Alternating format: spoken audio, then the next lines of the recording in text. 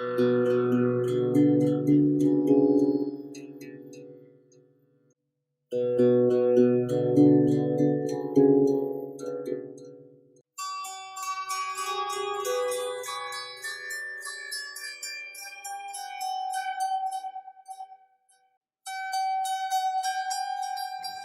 Shanti. Good morning, Sister Denise. Good afternoon, good evening, wherever you are. And welcome to our continuation of this conversation, being relevant, stable, current, and spiritual in uncertain times. As the intention of this is really to get many things clarified and help in our journey. So once again, welcome. So we really are very, very fortunate to have a regular sustenance from Sister Denise. Good morning, good afternoon, good evening. We're in different parts of the world, so hello everyone. And yesterday we looked at some of the challenges that everyone is facing. And what came through is that we need to really stand up on our own feet. We need to develop maturity. And also we need to look at what has caused many BKs to remain in a, maybe we can say a little bit of a childlike or even possibly childlike state. And as we know, every Murli begins with the word sweet children in English. And in Hindi, mite bache. And bache has two meanings. One is children, and the other is sons.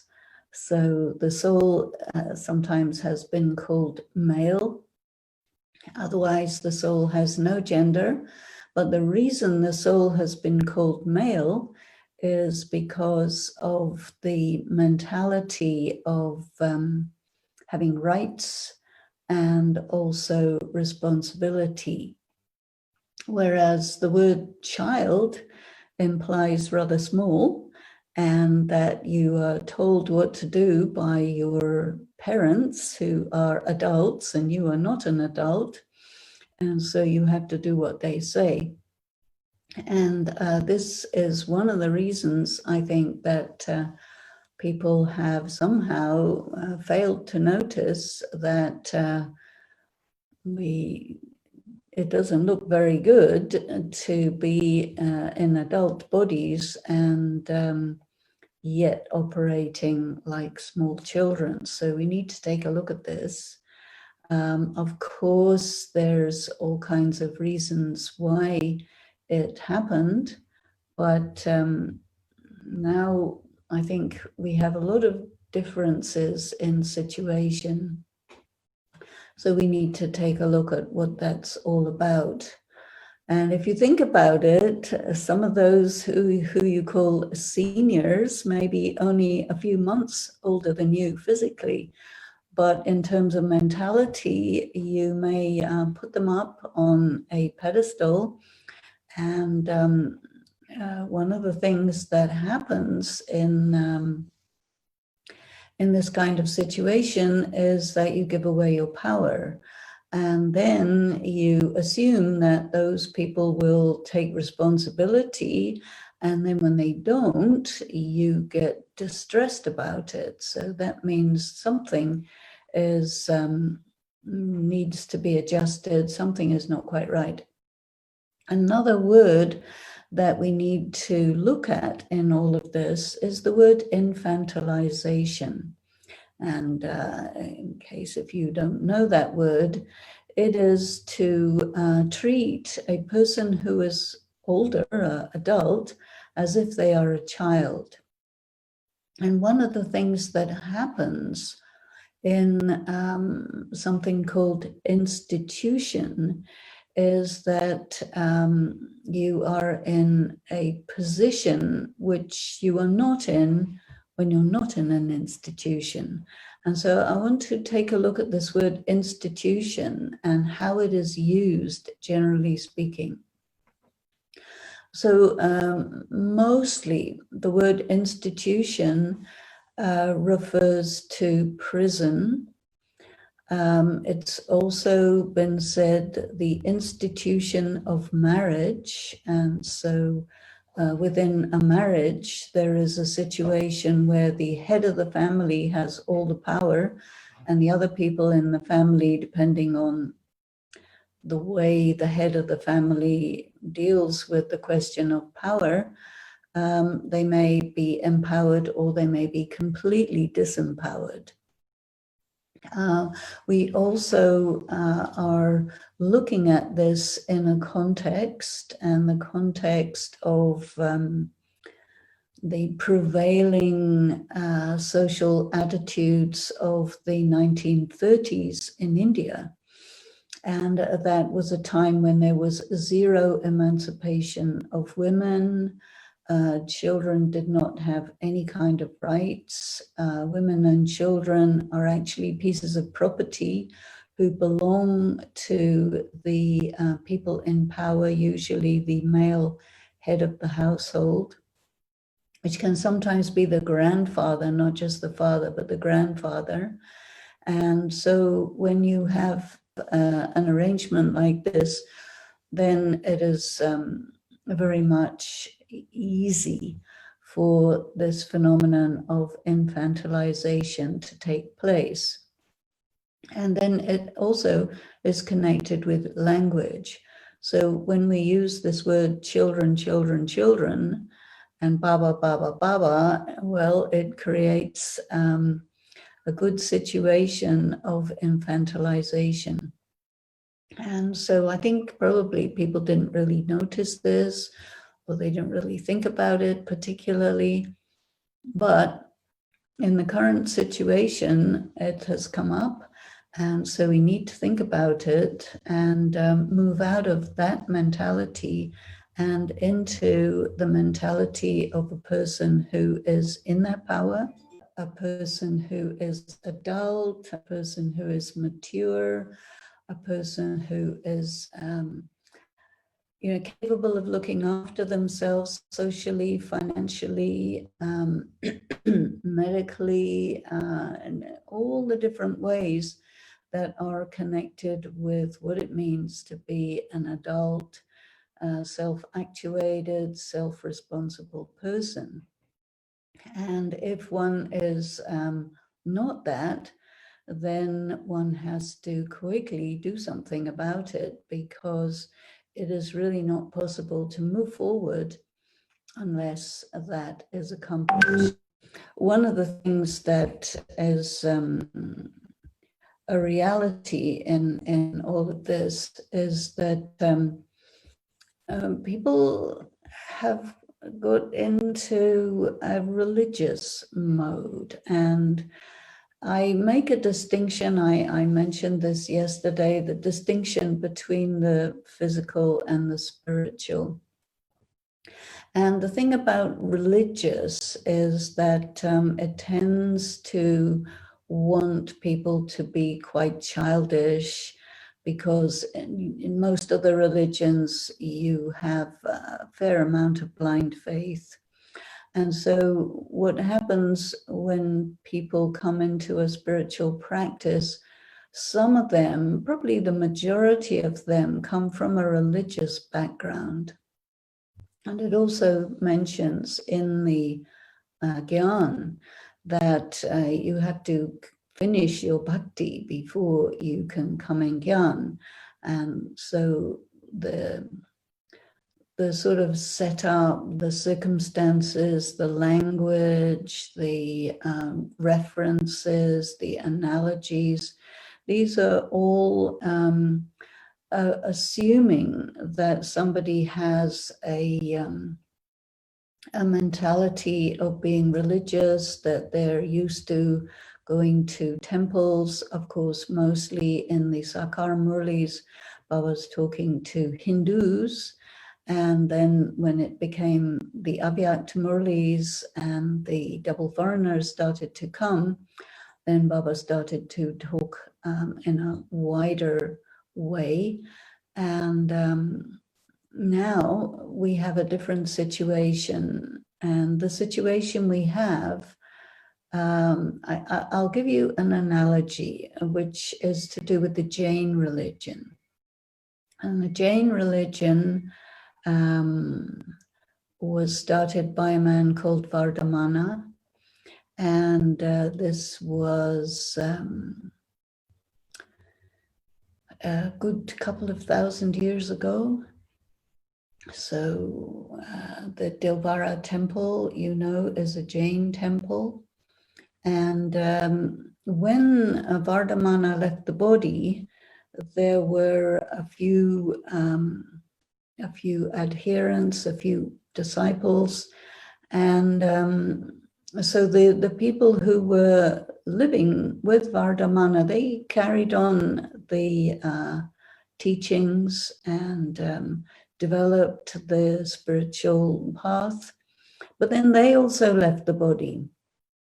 And then what happened is the remaining Jains said, okay, now we don't have Vardhamana, we don't have the elders. What do we do? Because we can't really remember what the knowledge is. And we don't have people to tell us, because of course this kind of knowledge is always oral, an oral tradition, nothing's written down. So they started thinking about whether it should be written down. And they divided into two groups, one of which were called the Swetambar, and the other of which were called the Digambar. And the Swetambar are called the white-clothed ones. And the Digambar are the ones who are called sky-clad. So they were the naked Jains, because it was very much a religion about giving up everything, and very much to do with non-violence and all of this. So here we have an interesting situation where everything, whatever Baba has said in class, not out of class, in class, is written down. And this is the Sakar and the Avyat Murlis that we have. And we also have some trance messages. We now have a situation where pretty much the elders are no longer with us, just very few, and who are not really in a position to take a leadership function. And Baba is no longer giving the Avyat Murlis, which means that the entire knowledge, Sakar and Avyat, is there. It's written down word for word. And so what people are doing mostly is listening to it again. And we've been listening to the Sakar Murlis again every day for, 50 years. And the Avyat Murlis since, I think the last one was around 2017, 2018. And so we listened to those again. And for the last few years, it was not deep, deep Gyan. So here we have it. And now we're in a situation where we want to shift to the next level. And people are asking the question, what is next? What is next? But, there's some people who just want to carry on with the same traditions, and that's very nice. But we're not really able to grow and mature by just sort of repeating the spiritual childhood. I think now we need to consider what is going to be my position. Am I going to deal with this in a relatively religious way? And am I going to repeat my childhood and believe all the things and meditate in the same way and all that? Or am I going to think about moving to a higher level of consciousness, think about how does one do this in a way independently of an institutional context? And I mentioned a little bit about institution as the institution of prison, the institution of marriage. Another institution would be an asylum for people who are mentally handicapped. That's also called an institution. And do we really want to be in a situation like that? This is something that you have to do individually, because ultimately your relationship with God, your relationship with yourself, your relationship with other human beings is a personal choice. And so we have to make these choices. And this happens when a person decides, okay, I'm an older person now, and now I have to be fully adult, which means independent, self-actuated, interacting and integrated into the wider world, the wider society. And yet you're not going to just ask somebody every little thing, but you have to make your own decisions. And one of the issues that has come up is many people have been saying that they feel that they're used to being told what to do all the time, and so they want to continue to do that. But maybe that's not what you want to do. Maybe you need to really start making your own decisions, because one of the things you need to be very aware of is if you ask somebody to make your decisions for you, you're giving away your power. And if you give away your power, that means that you don't want to be responsible for yourself, and you don't want to grow up, you don't want to be an adult.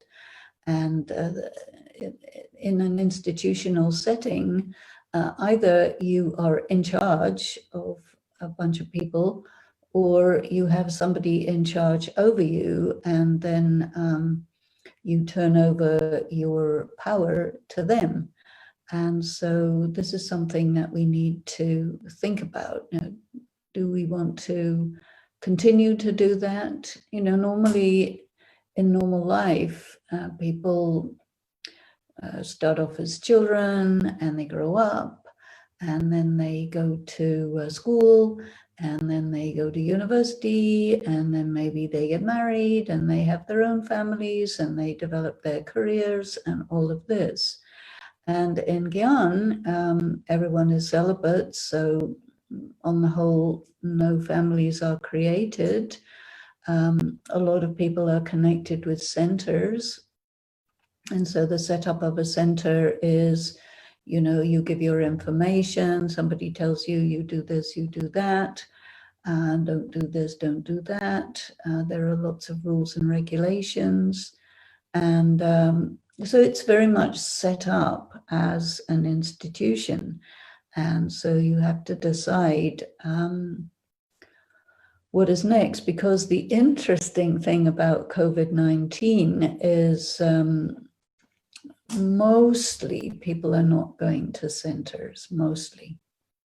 And mostly people are listening to the Murli online, reading it. It's been accessible for many years. And some people are connecting with Madhuban for the Murli. Some people are connecting with this center or that center, because every center is doing the Murli on Zoom. Then there are tons and tons of events going on, which are all sent out to whoever's in your connection and then resent to others. And so the system of being limited to your particular center or your particular region, that is really not happening anymore. So the circumstances that we are in have created quite a lot of change, which is really very good, because then you can decide how you're going to do this. And some people will decide one way, some people will decide another way. we can't really say that one way is good and another way is not good. It's just that we need to deal with the realities of getting deinstitutionalized. You know, for quite some time, the yagya has been in a way divided into administrative aspects and spiritual aspects. And nowadays, the administrative aspects are called organization, and the spiritual aspects are called yagya. And then some people mix those two up and interpret them in various different ways. And so when you are not necessarily involved in a center in the way that you used to be, then it means that the function and purpose of the center and the people who are looking after centers, they have to think about that. Do we really need many, many centers? Because very small centers have been closing. Very few people have started to become Brahmins. Mostly it's old people who are Brahmins, and the new people, they go to various different events that we have, even if it's an online event. But I think that the outreach to new people is not happening in the same way at all. And so all of these things have created such a situation where Baba and Drama are forcing us to become adult and to get mature. I know there are a lot of people who are trying to work through their psychological issues, and some people are doing it using professional psychotherapists. Some people are just reading up on stuff and doing it their own way. Some people are doing the dialogue system with groups, which is quite a good system. Some people are doing 12-step programs. Because there is quite an awareness that if you want to be spiritually mature, you have to be psychologically sound as well. And a lot of people came to Gyan because of dealing with trauma and psychological issues, which meant that they could not really integrate in the regular world. They had a lot of issues, and it's very natural that when Brahma Kumaris offer peace of mind and love and family, that you will say, oh yeah, I could do with some of that. And so many people come for this, but now I think that we need to shift from this to really looking at the study, what the study is, and not study it like you would in a school where you are young and you listen to what the teacher says and you repeat it. That kind of education is now kind of long gone. And yet we are, I think, very interested in study, but we need to interpret the study in an adult way. So I think that there are a lot of people who are thinking about how do we shift from being young school children, school students, young university students, and come to people who are more like continuing education, adult students, because so many of us have been in Gyan so long and quite mature in age, but we need to be really integrated into the society.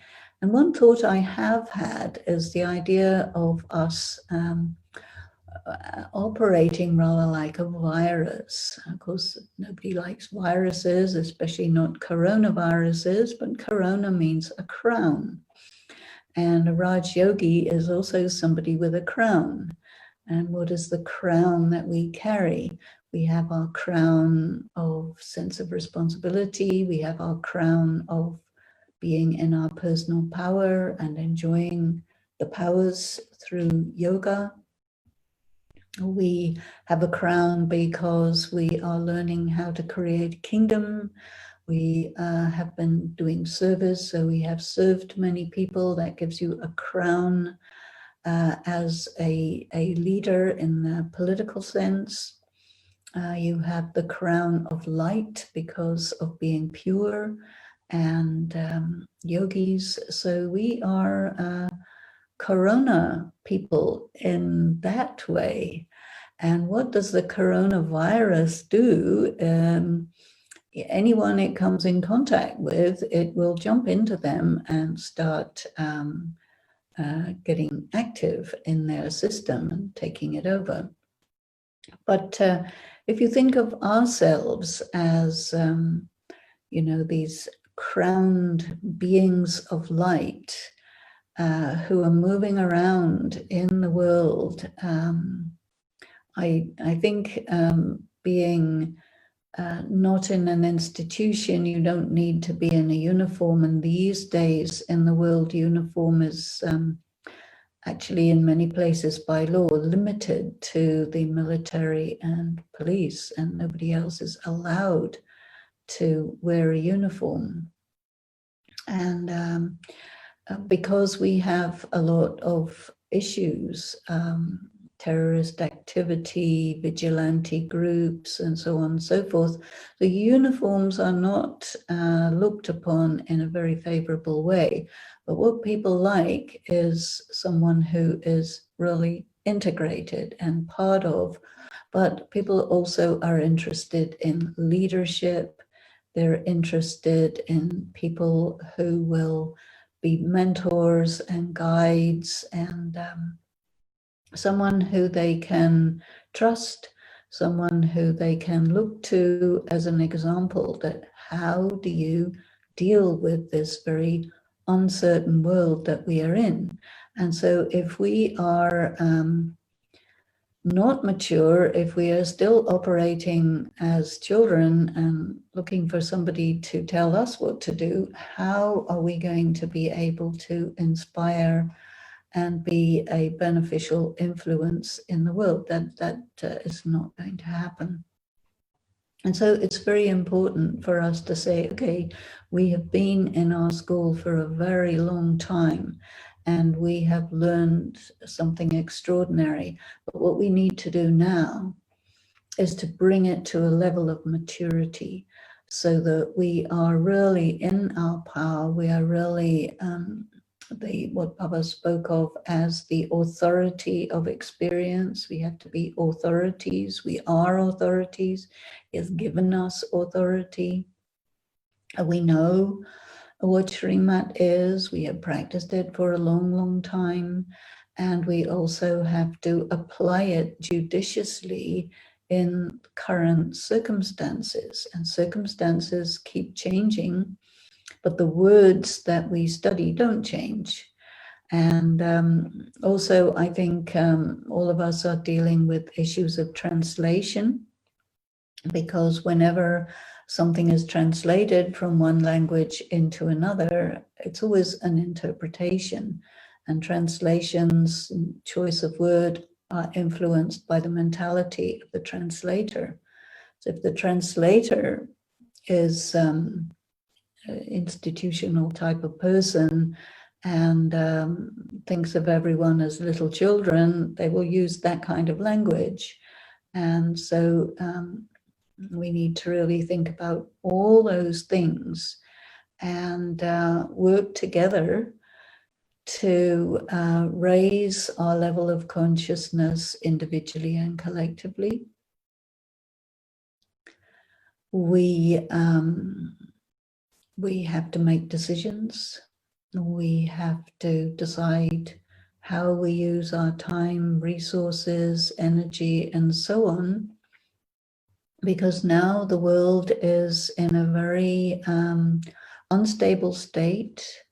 There's a lot of distress. There are a lot of things that are not able to be managed by institutions. Hospitals are having a hard time. Education system is having a hard time. It's not working because so many schools are closed. Children are, well, some psychologists that I know are talking about how much the adults are making the children afraid. And so that you're going to get a whole generation of people who grew up with the coronavirus restrictions and lockdown and all of the information that is there all over the media, which is putting people into a state of anxiety, which they wouldn't otherwise be in. So we have to look at that, you know, what is our relationship with all the information that's coming? What is our relationship with the coronavirus and the rules and regulations, and how are we handling it? And are we participating in creating a situation where people are getting over anxious? Because that is not healthy. That's not psychologically or spiritually healthy. So we have to think about that. We also need to think about responsibilities. What is my responsibility? Where does my responsibility begin and end? Because we cannot have a sort of unlimited responsibility or sense of responsibility. We are not responsible for everyone's happiness. We are not responsible for how somebody feels. Even if you take this word, don't give sorrow, it's very subjective. What is giving sorrow? To my mind, I think we need to say, do not do harm, which also happens to be part of the Hippocratic oaths. The medical doctors must take this oath that they will not do harm. Giving sorrow, anybody can say, oh, this person gave me sorrow, which they but they didn't do any harm. So I think that some of these expressions, how they are interpreted, how they are translated, has put us into a situation where we have gotten away from being realistic. And this is another area where sort of religious interpretation of something gets you to be a bit fanatical. Some people do become like that, some people don't. And of course, it's very individual. But there are many things like this that people are facing, especially people who have been in it for a very, very long time, who came into this when they were very young and when everything of the old world was considered really bad, and you have to follow what the elders say because that only is good, and you cannot trust your own decision making because that would be manmat, you know, and manmat is translated as dictates of your own mind, but in reality, when Dadi Janki talked to us about exactly what is Shrimat, Manmat, and Parmat, it was nothing like that at all. But the translators carried on with their expressions. And what we have as Shrimat is, of course, the ideology that Baba gives us about what a soul is, what God is, what drama is, and so on. Shrimat is ideology. It is a set of concepts. And Parmat is the ideology of the conventional society. So that will include conventional morality. It will include the prevailing interpretation of the dominant religion and the way that they the society's leaders want people to function in the society. All that is Parmat. And then Manmat is your internalization of Parma. Has nothing to do with dictates of your own mind at all. But when you have internalized the prevailing social attitudes, the religious concepts, and so on, you find yourself in opposition with Shrimat, and then people will say that's your own dictates, you know, but all these words really need to be thought about. Do we want to use this kind of language? Because if we do use this kind of language, then what does it make people think? How does it make people use their minds and process ideas and make decisions? So all of that actually leads to this infantilization and keeps people in a mentality that corresponds with an institutionalized way of living. And I think what Baba is saying here to us indirectly is that, okay, now, you know, the exams are here and you need to be fully in your power, you need to be adult, and you need to function in a way that is good kind of natural leadership in whatever society that you find yourself in. So I will stop there because I'm sure what I have said may have raised a few questions, and people may need to think about, you know, okay, well, in that case, how do I position myself? What do I do with being different? Do I want to be the same as ever? Do I want to be different? Am I still a Brahmin? What is a Brahmin? All these questions definitely are coming up, and it's very important to talk about them so that we are shifting to the next level in a really good way. So before we start discussing it, let us pause for some meditation. So let yourself turn deep within.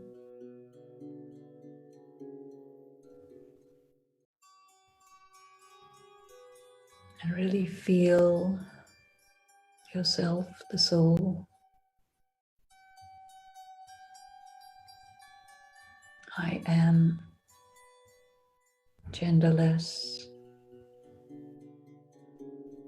independent of culture, religion, nationality, race. I'm a pure being of light, a human spirit.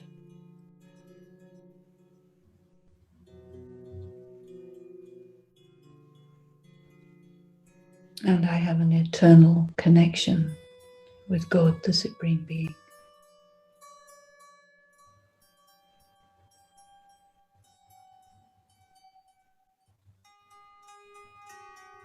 Looking at my identity, my role, my participation in the world.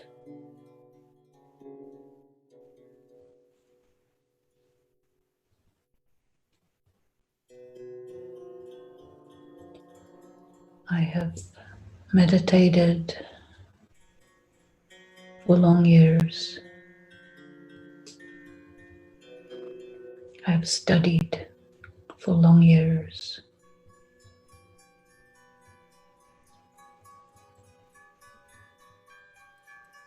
And I have been relatively disconnected from the mainstream of the world while doing this.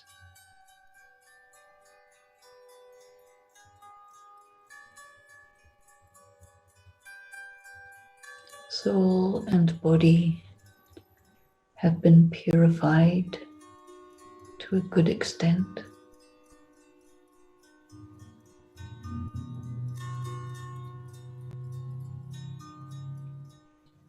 I am connected to a vast network of good quality souls.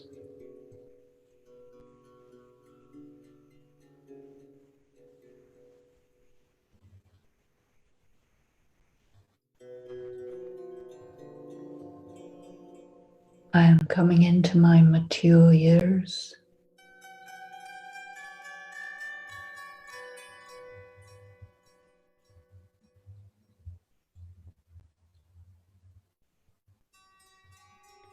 And I carry a divine spiritual legacy that must be shared in a new way.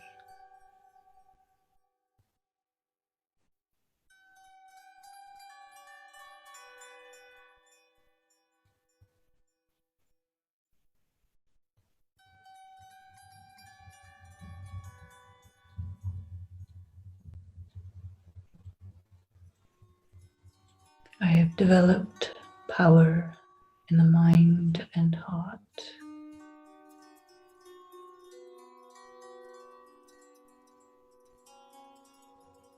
And now I serve more and more through the mind, through my being,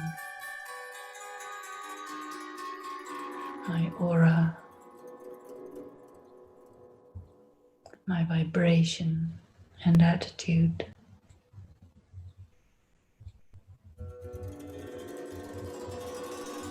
My presence.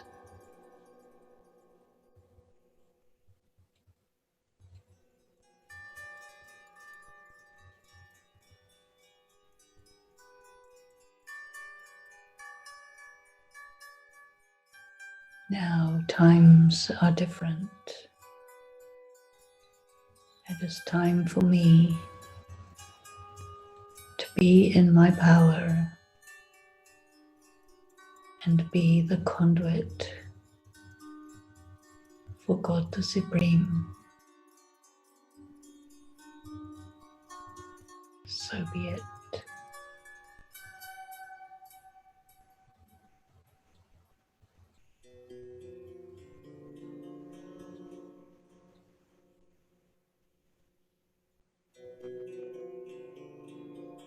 Om Shanti.